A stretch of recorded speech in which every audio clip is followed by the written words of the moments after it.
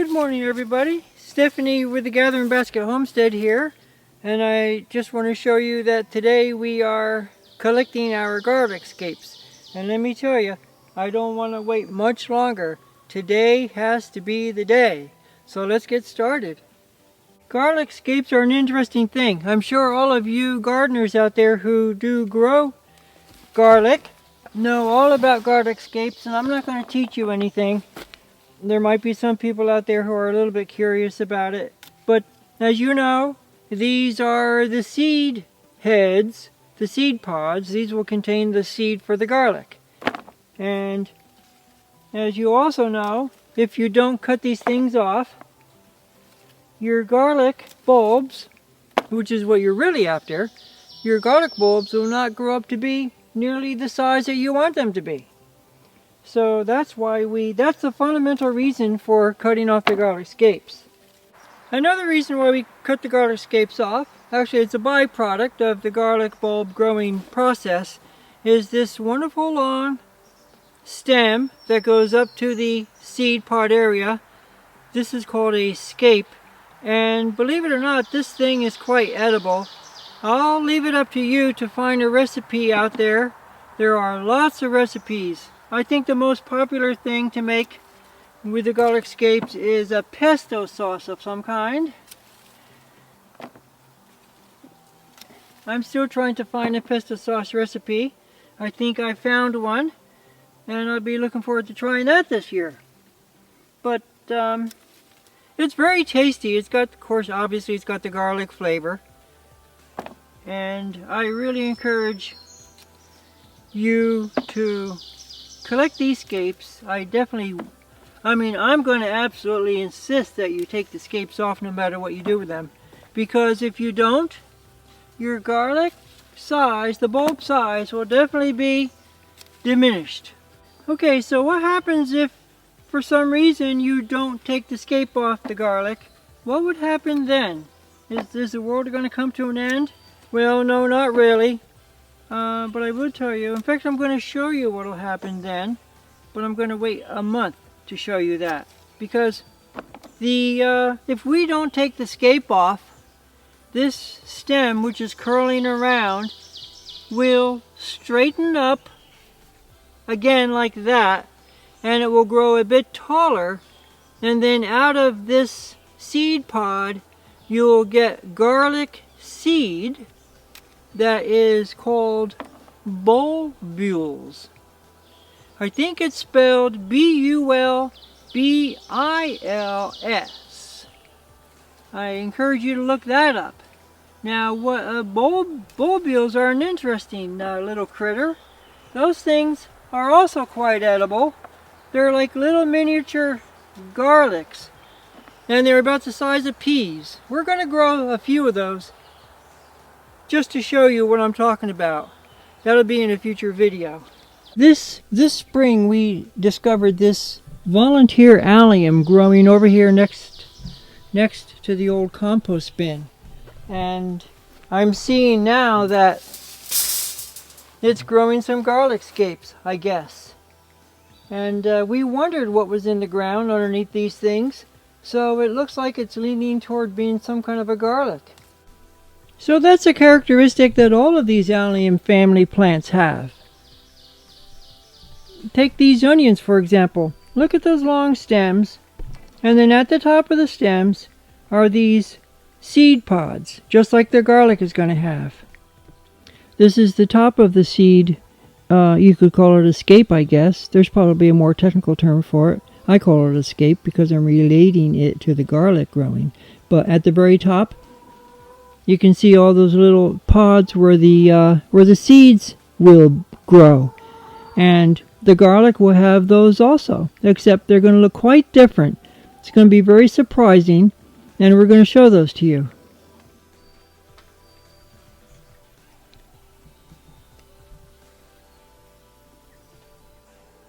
This is one of the leek seed pods, and they're not quite open like the onion ones are.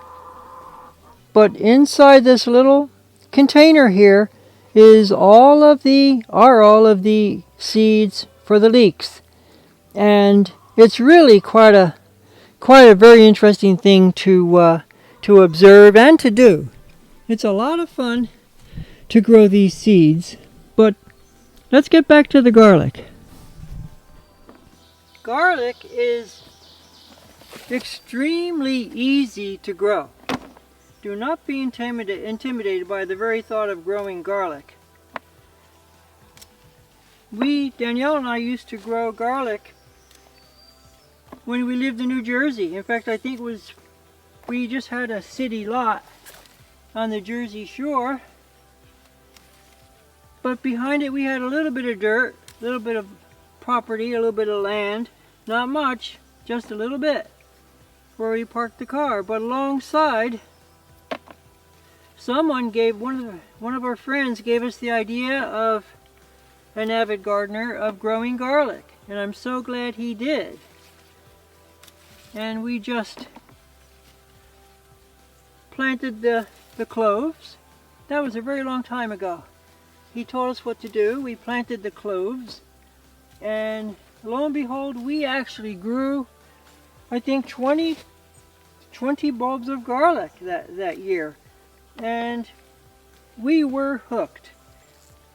I mean, Danielle and I had both been gardeners, but neither of us really grew garlic.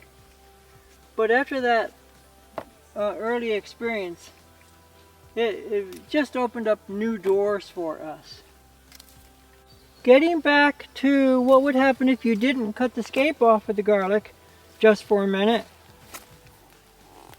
Your bulbs, like I said earlier, your bulbs won't attain their full potential and size.